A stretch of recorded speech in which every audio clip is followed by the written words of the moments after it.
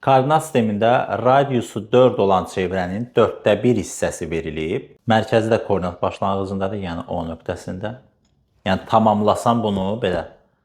Tamamlasam çevrə olacaq.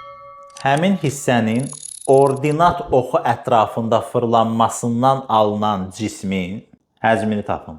Və pi-ni də həcmi hesablayanda 3 olaraq qəbul edəcəm. O qalsın elə. Bunu uşaqlar, ordinat oxu ətrafında fırladıramsa, bu gəlib burada düşür də, düzdürmü? Belə. Oranı da iştiqləyək. Və o ətrafda fırlananda yarım kürə alınır. Yarım kürə. Baxın, belə bir şey olur.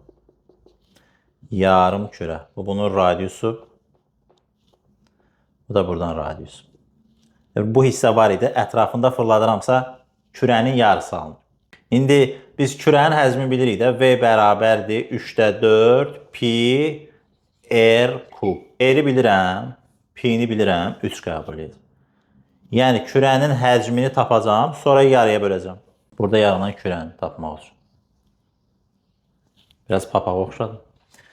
V bərabərdir 3/4 vurulsun pi. Pi-ni 3 qəbul eləməyimizi istəyir. R kub. R də 4 olduğuna görə 4-ün kubu. Bu da 64 edir. Yazaq elə bura 64.